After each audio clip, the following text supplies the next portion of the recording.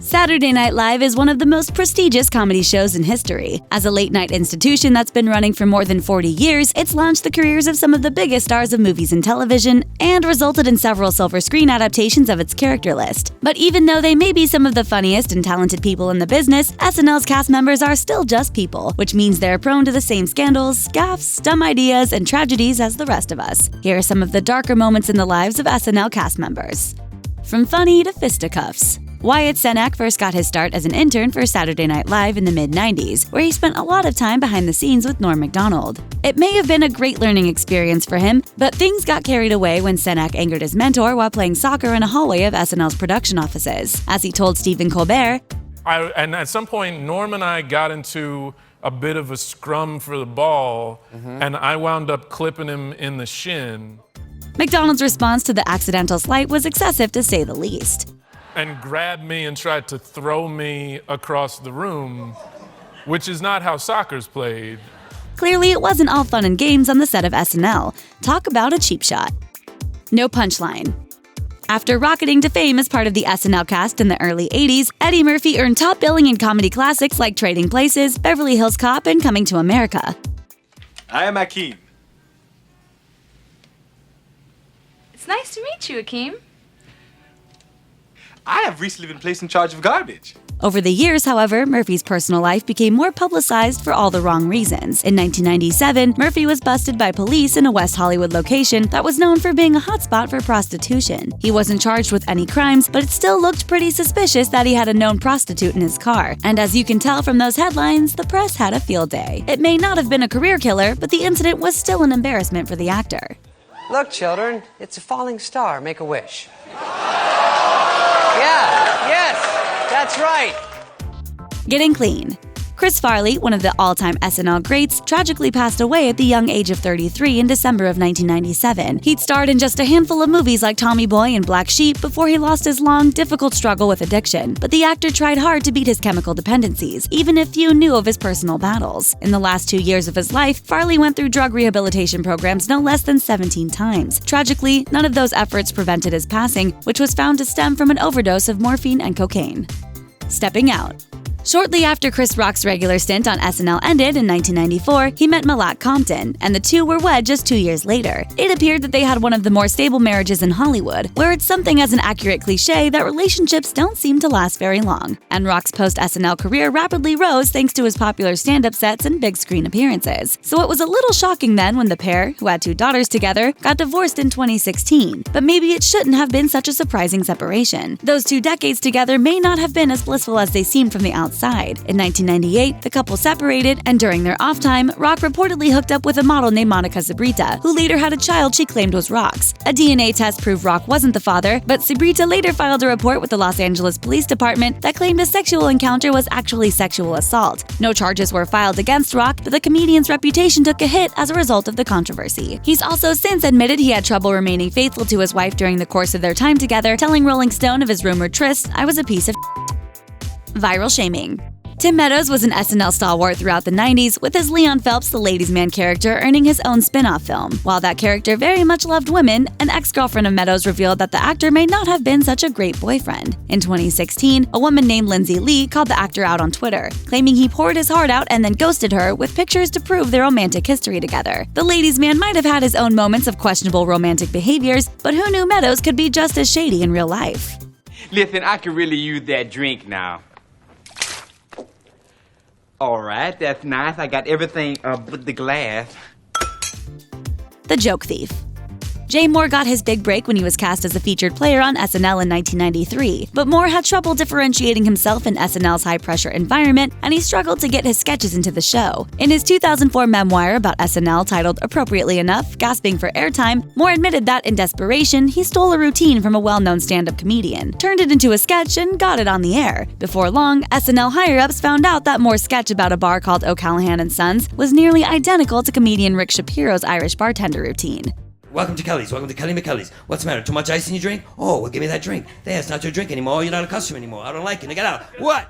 Moore was let go at the end of the season. Hidden health woes. Chris Kattan has kept a relatively low profile since leaving SNL in 2003. He did pop up to co-star on ABC's The Middle for a few episodes and competed on Dancing with the Stars, but otherwise he's remained firmly planted outside of the spotlight, and for good reason. While doing press for Dancing with the Stars, Kattan revealed that nearly 15 years earlier he broke his neck in what he would only refer to as a stunt thing that precluded him from doing physical comedy ever again. But it's not something that's gonna hold me back. Yeah. I'm strong like an ant. You're an ant. Well, yeah, I know how ants are small, but they're like, look at him, he's carrying a tree.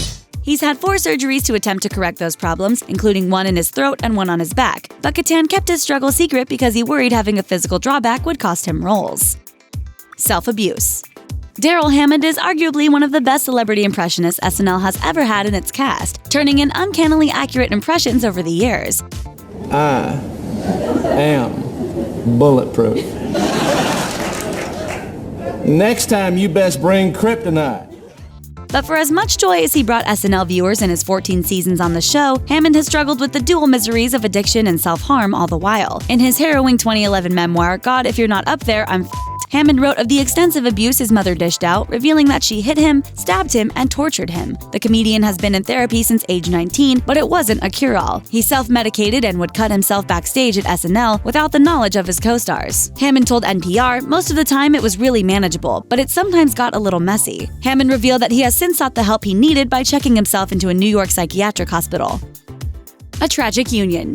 Fred Armisen and Elizabeth Moss met while doing Saturday Night Live in 2008. Armisen was a cast member while Moss did a cameo on an episode hosted by her Mad Men co-star Jon Hamm. Just a few months later, they were married, but there was no happily ever after for these two. The marriage lasted just 8 months before Moss filed for divorce. Moss later revealed the cause of their sudden split, telling New York Magazine that her marriage to Armisen was extremely traumatic and awful and horrible. I'm glad that it didn't happen when I was 50. I'm glad I didn't have kids. Armisen also assigned himself the bulk of the blame for the ill-fated honeymoon, saying he was heartbroken at himself for not putting enough work into it. He also blamed intimacy issues and infidelity, which had affected some of his previous relationships.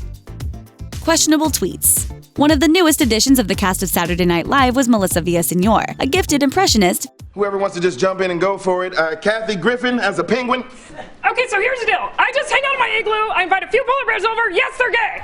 Villaseñor is the first Latina cast member in SNL history, which was a win for diversity. On the other hand, though, her sudden rise to the preeminent comedy show wasn't without controversy. She was discovered to have thoroughly scrubbed her Twitter account and deleted around 2,000 tweets. One look at archives of the deleted tweets, and it was clear why they were taken down. Many of them were jokes, but they were often tasteless and sometimes even racist.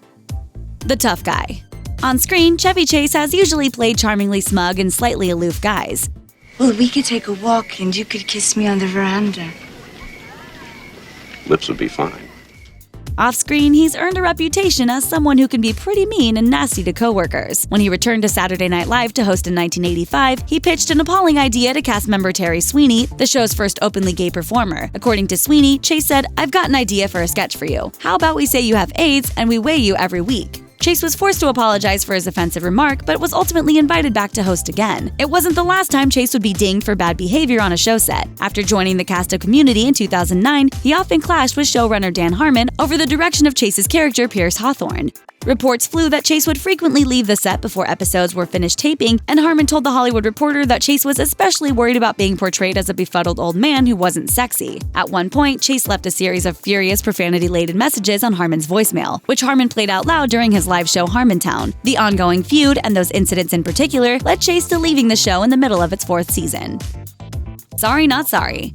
Weekend Update co-anchor and stand-up comedian Michael Che may deliver cutting, insightful jokes on a regular basis, but he was accused of being not so sensitive in 2014. It started when a viral video about catcalling showed a woman bombarded with more than 100 instances of men shouting unwanted comments at her. Che offered up his own unusual perspective on the matter, writing, "I want to apologize to all the women that I've harassed with statements like hi or have a nice day or you're beautiful. I can't imagine what that must feel like. The closest thing I've experienced is maybe when a girl recognizes me from TV." When people began angrily replying to Che, he tried to explain himself by saying, "I think some of you are misunderstanding that post. I'm simply just making fun of something that is important to a lot of people." But he didn't stand by that apology and ultimately deleted it, replacing it with a note that read, "I want to apologize for my last apology. Sometimes I forget that I belong to all of you now and that any thought I have should be filtered through you and receive your approval. It's tough because I'm used to taking risks and finding humor in places of discomfort, but that's all over because I have a job on TV." In other words, Che might have been okay with women being shouted at dozens of times a day, but a few too many chirps from the Twitter birds and in his direction was no laughing matter. The irony jokes write themselves with that one. Thanks for watching. Click the Nicki Swift icon to subscribe to our YouTube channel. Plus, check out all this cool stuff we know you'll love too.